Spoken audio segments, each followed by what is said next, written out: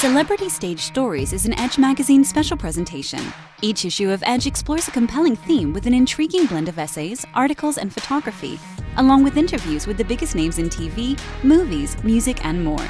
Visit Edge Magazine's website for free digital versions of the magazine, exclusive digital content, and more at edgemagonline.com, and follow them on Facebook, Twitter, and Instagram today. Now, on with the show. So, ladies and gentlemen, welcome once again to Celebrity Stage Stories with Jerry Strauss. Of course, we are supported by our good friends at Edge Magazine, one of your favorite magazines, especially if you are here in the Garden State. But you don't have to be a Garden State resident to appreciate and love and be really excited for the fact that we're about to talk to a pop culture icon, Jersey and beyond. She is somebody who has represented Jersey through her role on The Sopranos, but she's done so much more in her still very young career. She's here with us this week. She is Drea De Mateo. Drea, how are you? Good. How you doing? Hi. Hi, Jersey. What's up, Jersey? Do you feel like a special sort of love from Jersey just by nature of being a part of that cast? 100%. People think I'm from Jersey, but I'm not. I'm from Queens, which is like, we're really close to each other. Come on. Yeah, but but yeah, everybody thinks I'm from Jersey. Yeah, I thought you were from Jersey until we really got into it and getting ready for this, but close enough, as you said, for sure. And my dad had factories in Jersey, so we were always there. We were always in Lodi. We were always in Anarchy. So I spent a lot of time in Jersey. Very. I'm sure. I'm hopeful that you remember those times fondly. as somebody, I'm talking to you from Jersey myself. So, but you are certainly someone who is beloved globally, of course. And one of the newest reasons why is your newest project. We're here to talk about One Way. What a film, what a movie, in theaters, on digital, or on demand on September 2nd. Really exciting to talk to you about this and a lot of other things you've done. But I want to ask you right off the bat, because in looking at your career, you've been involved and a part of some pretty uniquely amazing casts. So you look at something like One Way going into this project, and you've got everyone from Kevin Bacon to Machine Gun Kelly in this cast. Is that cool to you to kind of look at a project and go, "Oh, this is it," kind of like in the movie Major League when the the manager of the team looks at like this really eclectic, diverse group of players and says, "My kind of team, my kind of team." Is that the way you approach projects these days? Yeah, I think that I am less concerned about what's going on and more concerned about the company I'd be keeping. For sure. Even projects these days, we're so saturated right now in TV. Film, I feel like since the lockdown, we're having like a renaissance of indie film again, sort of, which is kind of cool. But with this project, for sure, I keep joking about it when I'm doing all the press, but I didn't even read the script when they sent it to me. When I saw Travis Fimmel was in it, and I was watching Raised by Wolves during the lockdown, I was like, I'll go anywhere he's going. Sign me up? So I just said, my manager's like, you should read it. You have to talk to the director in a few hours. I was like, nah, don't worry about it. What am I, the antagonist? Great, super. I had never played an antagonist before. I've been a semi-antagonist, but not to this degree. That's surprising, actually. That's cool. Yeah, but the cast did feel like candy. It felt like, oh, good, I can be the fucking Reese's peanut butter in this with the Snickers and the peanut chews and the Butterfingers, all your favorite candy, Nice. Well, yeah, it's a cool cast. It definitely is, and it's so exciting. We'll talk about that in a few minutes. The movie is just a really cool addition, I think. It's something that we need right now. But I want to go back just for a minute because I learned something else new about you that I never knew, which is that you actually graduated from NYU with a Bachelor of Fine Arts in film production with an intention to focus on directing. And I know you have an acting background as well, but back then, did you feel like directing was going to be more of the path for you? I didn't really have an acting background back then. I grew up in the theater because of my mom. She was a playwright and a teacher, and I was surrounded by her friends and two of her famous friends who were Herbert Berghoff and Uta Hagen. Um, she helped run that studio with them. So I really had no interest in acting or theater or anything like that. So I went to film school to make movies. I did love film. My parents did expose me to a lot of amazing, strange directors. I loved German realist sort of films when I was a kid. Things that most kids would not want to watch. I was watching those movies. So film school seemed like the natural place for me to go. But because I was busy so much in bartending during college, I just never got my films together the way I needed to. We were shooting on 16 millimeter, all this stuff. But by the time my projects were due, I would have to jump in front of my own camera. This isn't digital cameras. These are film cameras. Right. So you can't like selfie yourself, So I'm figuring out all these ways, because I have no crew with me, to film myself and to make a movie. Wow. Finally, I was like, fuck this, man. I need to switch over to the theater department in the school because I don't have the time. And they said I couldn't switch. So I stayed in film and I started taking acting classes for directors. And I liked the fact that there was no pressure on me to be an actor. It was just like, you should do this. You're really good at this. And I was like, nah, I'm a director. I don't want to be an indulgent actor like these assholes that were always at my mom's plays. So, I really started acting by default, I would say. I think I secretly wanted to do it, but I just wasn't sure about it for a lot of reasons. Yeah. I'm still the most non-actor actor that's ever lived, man. I don't even know how they let me into this playground in Hollywood here. Well, it's kind of worked out for you pretty well, I think. I think I want to get back to the film stuff. If that's what you're asking. Yeah, I've been working on a project about my family for a while, and I never really. HBO had bought it a long time ago and gave it back when they made Boardwalk Empire because they were only going to do one period piece, and my show was about 1950s Harlem, my family, and they were a pretty prominent family there. Oh, very cool. Very cool. I want to talk about The Sopranos a second, because how could we not? And I mean, it's been so overly, discussed and critiqued and celebrated, episode to episode, season to season. And, there's plenty of other avenues for that. I know that you were involved in that in the podcast game as well, in kind of revisiting that, as so many of us do. So many of us continue to binge it and watch it again and again and again. I want to know, on a high level, from your perspective now, it's 2022. Why is The Sopranos a classic that people can look at as a timeless show that they just go back to even as time marches on? It has not lost popularity. Why do you think that is? Well, I can answer that question in terms of its history at this point. I think that historically its place in society is that it is the show that changed television. So we have that aspect to it built in at this point. So I think a lot of younger audiences will gravitate towards it just based on its place in history, known as the TV show that changed everything. But I think that while it was popular, and while people hadn't really recognized that it changed everything, because nobody started making shows like that until a few years later, I think that the way I always answered that question was it has something for everyone. The show was universal. Like my dad couldn't watch Sons of Anarchy. He couldn't get with the world. But he, obviously he could get with the world. The Sopranos, he's an Italian man. But a lot of Italian men didn't like the show. But there's something about The Sopranos that has something for everybody. It can be a family show to a woman who's dealing with a cheating husband, or a situation with a family that's falling apart. It can mean something to a critic who intellectually really understands the beauty of the writing and all of that sort of stuff. Then it means something to the people who really just dig mafia shows. It just deals with so many parts of the human condition and so many parts of the actual film world and all of different genres that exist. I always say that the mafia was just a backdrop. It was, oh my God, my dog's going crazy. The mafia was just a backdrop for a show that was really about a family. You know? Yeah, I'm sorry.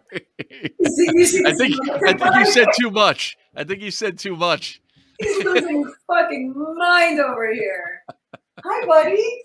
Look, she's gonna catch him with a towel. Oh, he just had a bath. That's why. Understood. I get that way after a bath too, so it's totally fine. He's shaking his balls out. Excuse me. Sorry, guys. You know, it's me. It's me. Hey. I gotta talk with him the way I talk, you know? Well, listen, actually, that's a great segue because I wanted to ask you, being part of the Sopranos, you're in such a unique position to be playing this character for long enough that it becomes iconic and synonymous with you, and the role is celebrated, and awards and nominations and things. Did you ever feel like there was a downside to that? Like, did you ever feel like there'd be a level of typecasting for yourself beyond the Sopranos that you'd have to battle as your career moved on? Oh, 100%. It's fun. I've been talking about that all week, I guess, doing press for this movie. Everyone's asking me that question. It's so funny. A couple of things. I had a manager early on who wanted me to change my last name to Drea Zoll. They didn't want me to come across as Italian. Back in those days, I don't know what it's like now, because now everybody is like, this cancel culture has gone wild. But back in those days, Italians were considered stupid. We had a definite stereotype on us. We definitely were treated like you can only play a certain role if your last name ends in an O or an A. You're not going to play anything, and especially if you're a woman. No one. There's a lot of, but I'm not one of these people that like to harp on it. But when I got The Sopranos, I was so excited to play a role like that because it was fun, man. But then when I got Joey, I was like, I managed not to turn this character into a caricature. And she is a stereotype for an Italian American woman in the subculture world. We don't want to watch an Italian American family of doctors. How fucking boring. We want to watch the subculture. We want to watch the mafia stuff. Why not? You know what I mean? You choose. So I felt like I didn't want to do that. My dad pushed me into it because he was like, Dre, you just played this part so hardcore. You were going to have a hard time convincing people that you are not her. So take this job in Joey because you may not get another one. And I was scared, David Chase even said to me, you're not allowed to take another job because you're under contract still and we can't mess with the confidentiality. But I got so scared that I took that job and it leaked out and I got in trouble, but whatever, that's a whole other story. But for years, I was worried about being stereotyped and wanting to challenge myself and take other parts. And I burnt myself out with that. And now that I'm 50, I'm like, all I want to do is play that part again, just at my age. Like it was the most fun I ever had. So all the other roles I ended up playing, they were fine, but it never felt like what it felt like to play Adriana ever. Because it was David Chase and it was the players I got to play with and it was magic. And playing that, stick to what you're good at. I'm good at it. Yeah. I don't need to go and be English for you for a day. There's plenty of English actors out there. They don't need me, so I don't need to stretch. I just need to be real. And I felt like I knew how to bring the real with that part, and I was too precious about it. Yeah. Well, look, you mentioned Joey, and we talk a whole lot about sitcoms on this show. And I mean, that was a big departure for you just to go into the sitcom world at that time. But looking back at that show, because it's insane how Joey has become almost like the poster show for sitcoms that people believe should not have been made. And I'm on the record, like, I think Joey was an absolutely fine, funny, entertaining show. I thought you were great in it.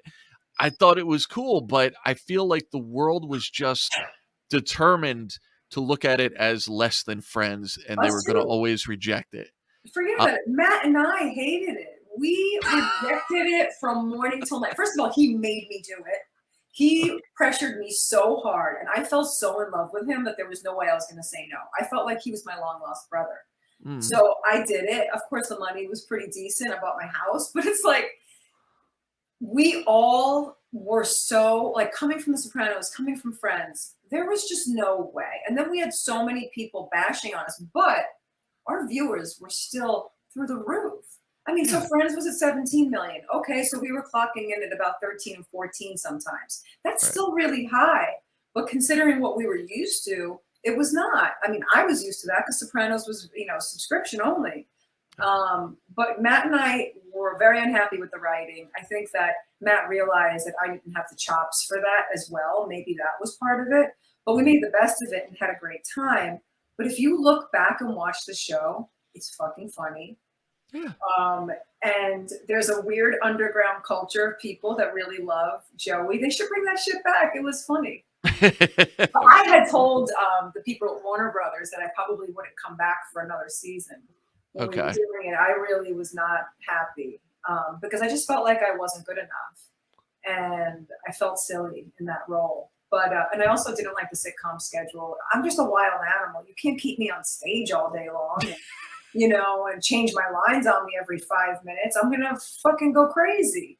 But it was fun working off the audience. I would love to go back to comedy, but just single camera, not a sitcom style. It's just not my place. Yeah. Well, Matt I mean, genius. Yeah, look, I'm with you. I think it was funny. I think you're definitely undercutting your own performance. I think you were great on the show, and I think a lot of people who, for some reason, weren't watching The Sopranos at the time, myself included, got to know you first on Joey, and I mean, we became fans for life just from that show. So that it speaks to the quality of Joey. So shout out to the cult following that I guess you guys still have, and that carries to this day. I want to get back to One Way, and I know that we're short on time here, but I want to ask you because I was able to catch parts of the film ahead of time, and the thing that made me so happy to watch it. I mean, I'm a dad. I'm also a geek, so I go out. I watch every Marvel movie. I watch. I end up seeing every animated movie pretty much as well through my kids or whatever. But to see a movie that's just like a suspenseful drama, there's no CGI, there's no superpowers. Like I felt like a grown up for the first time in I don't know how long, just watching a movie, and I think that's so cool. Like, did you have any sort of a feeling like we're bringing this back because it's as crazy as it seems? You don't see a lot of these movies coming out into, especially on the big screen these days. Yeah, no, I felt more like I am the same as you. I watch nothing but kid stuff and Marvel stuff all day. I freaking love it too. Like I'm a Marvel fanatic, and DC, all of it. I could watch superheroes from morning till night with my kids. But with this film, I felt like they were bringing the indie film back because we had just come out of a lockdown. TV shows were still sort of inching their way back into society again, being filmed with all these crazy protocols in place and all this stuff. Big films, I don't really know that they were being made at that point. So I felt like I had done a bunch of indies right after the lockdown had ended. And this was definitely, they all took place in one location. I did 3 and they all took place in one location. And this one took place in a moving bus. So you need some special effects going on here. So they really went back to the old way of doing things. Like Andrew Baird reminds me of like a modern day Abel Ferrara with this film, sort of, and his grittiness. And I haven't seen it yet. I'm waiting to watch it myself because I want to watch it on the big screen. I actually want to go to the movies and see it. So yeah, I just feel like the indie film got reborn again slightly with the lockdown in some ways, because people were being more resourceful with the little bit that they had. And everybody just wanted to get out and film. They didn't give a shit about the paycheck, about the project. They just wanted to do something. Yeah. So here we are, It's sort of a resurgence of the art, so to speak. And yeah, I used to love indie films, man. Yeah. Yeah. And look, this is a movie that I think a lot of people are going to love. And again, it's coming out September 2nd in theaters, on digital, or on demand. So, I mean, to me, this is like equally cool to go watch it like you're going to do in the theater, or to just, turn off all the lights and scare the crap out of yourself and watch it at home. Like either way, it's going to work. So is it scary? It's I don't want to spoil it for you. Okay, don't tell me anything. This is how I was on Sopranos, by the way. I wouldn't even read scripts. I would watch on Sundays with everyone else and be like, "Oh my God, that's amazing." Well, look, you do you, and I think everyone's gonna really, like I said, love this movie. It's a perfect movie as it gets a little colder in the fall to just kind of feel like you're taking a break from all the norm as far as the entertainment out there, and just go back in time a little bit. Watch something indie, watch something dark, watch something that's going to have you a little bit on the edge of your seat, and that's going to have you, of course. So yeah, it's gonna be. You're gonna have your gangster guys. Oh, and by the way, I got to talk to my Jersey girls while I'm on your show. If your Jersey girls are watching, you want to okay, smell like a gangster goddess? We partnered up with this company that made our specific perfume. So go to my Instagram and go pick up a bottle of Gangster Goddess. But there's a contest going on right now where you could actually win. But I don't know when this will air, to do a Zoom with me and my partner Chris. So, Jersey girls, come on. You want to smell like these meatballs and marinara armpits? Let's go. Come and buy some Gangsta Goddess perfume. I have no idea how to follow that up, so I'm just going to There you say, go. Gangsta Goddess. Just follow it up with that. Drea, you brought it. You brought it hard. You brought a little bit of everything in the time that we had, so I appreciate it. Everyone, of course, go check out One Way, and thanks for being on the show, man. It was Thanks for having awesome to me. talk to you. Thanks to Thank everyone you. for checking us out. Celebrity Stage Stories, of course. Subscribe to us to get all of our interviews first and foremost. You can subscribe at youtube.com/Jerry Strauss, or however you are listening to or watching this podcast, because we're everywhere. So thanks again, and we'll see you next time. Thank you, Dre. Bye, man. Take care.